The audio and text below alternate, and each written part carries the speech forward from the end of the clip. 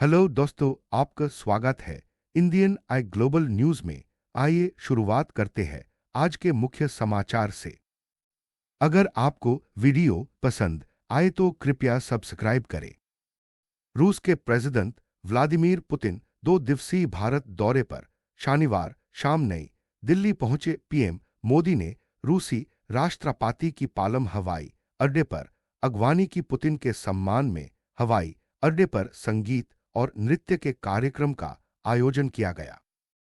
इस दौरान कई शीर्ष अधिकारी मौजूद रहे। स्वागत कार्यक्रम के बाद पीएम मोदी और प्रेसिडेंट पुतिन एक ही टोयोटा कार में साथ सफर करते नजर आए। 3 महीने में यह दूसरी बार है जब पीएम मोदी और राष्ट्रपति पुतिन ने कार साझा की है। अगली खबर। प्रधानमंत्री नरेंद्र मोदी ने रूस के राष्ट्रपति व्लादिमीर पुतिन को रूसी भाषा में लिखी भगवद गीता की प्रति भेंट की।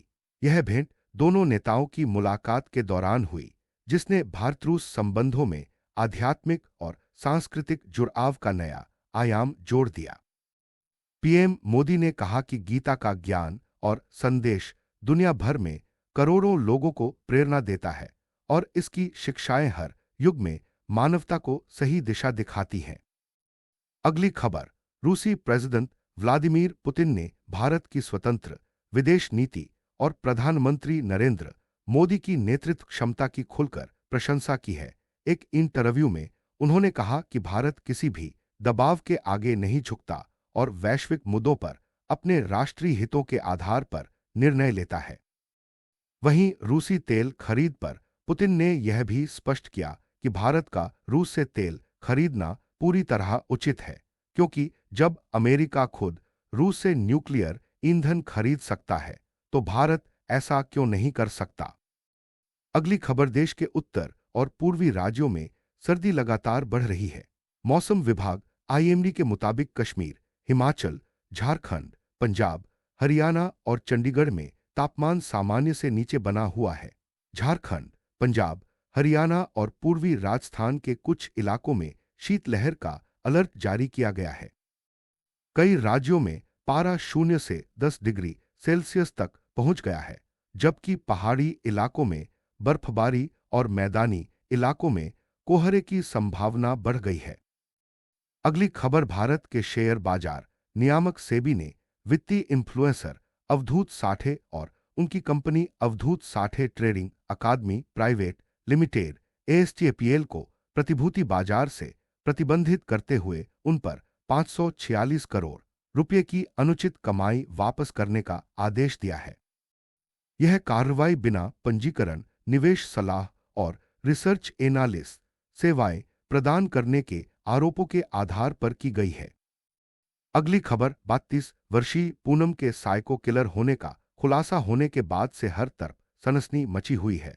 उसने अपनी 3 भतीजियों और अपने बेटे की निर्मम हत्या कर दी। इस जघन्य अपराध से उसकी मां सुनीता गहरी सदमे में है और विश्वास नहीं कर पा रही है कि उनकी बेटी ऐसे विभत्स कृत्य को अंजाम दे सकती है।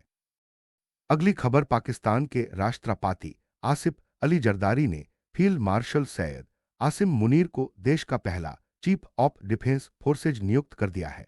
उनका कार्यकाल 5 साल का होगा। प्रधानमंत्री शहबाज शरीफ ने मुनीर को आर्मी चीफ और चीफ ऑफ डिफेंस फोर्सेज दोनों पदों के लिए जो सिफारिश भेजी थी, उसे राष्ट्रपति ने मंजूरी दे दी। राष्ट्रपति भवन ने अपने आधिकारिक एक्स पोस्ट में लिखा कि आसिम मुनीर को एक साथ दोनों पदों पर अगले 5 वर्षों के लिए नियुक्त किया गया है। अगली खबर। जिले में बृहस्पतिवार को मिड डे मील सप्लाई कढ़ी में चूहा मिलने की घटना के बाद तत्काल कार्रवाई की गई और लगभग 460 स्कूलों में भोजन का वितरण रोक दिया गया। इस मामले की जांच शुरू कर दी गई है। घटना की जानकारी मिलते ही जिला मौलिक शिक्षा अधिकारी ने सभी स्कूलों में मिड डे मील परोसने पर तुरंत रोक लगाने के निर्देश दिए। अगली खबर। दिल्ली हाईवे पर बुधवार देर रात रजपुर थाना क्षेत्र में हुए हादसे ने 4 घरों के चिराग बुझा दिए। हादसे में जान गंवाने वाले श्री वेंकटेश्वरा यूनिवर्सिटी के चारों डॉक्टर हाई प्रोफाइल परिवार से ताल्लुक रखते थे। चारों अपने अपने परिवार के इकलौते बेटे थे। होनहार बेटों की मौत की खबर मिलते ही चारों के परिवारों में कोहराम मच गया। चारों अच्छे दोस्त थे। अगली खबर, प्रधानमंत्री नरेंद्र मोदी ने प्रोजेक्ट चीता की सफलता पर वन्यजीव प्रेमियों को बधाई दी है। 3 साल पहले शुरू किए गए इस अभियान के तहत भारत में चीते की आबादी फिर से लौट आई है और अब देश में कुल 32 चीते हैं, जिनमें से 21 शावकों ने जन्म लिया। अगली खबर, दिल्ली एनसीआर में आज भी कोहरे और स्मॉग के कारण वायु गुणवत्ता बहुत खराब श्रेणी में है। सीपीसीबी के अनुसार दिल्ली का औसत AQI 350 दर्ज किया गया। कई इलाकों में हवा की गुणवत्ता खतरनाक स्तर पर है, जिससे सांस लेने में दिक्कत हो रही है। विशेषज्ञों ने बुजुर्गों, बच्चों और सांस के मरीजों को सावधानी बरतने की सलाह दी है। Please like, share, subscribe.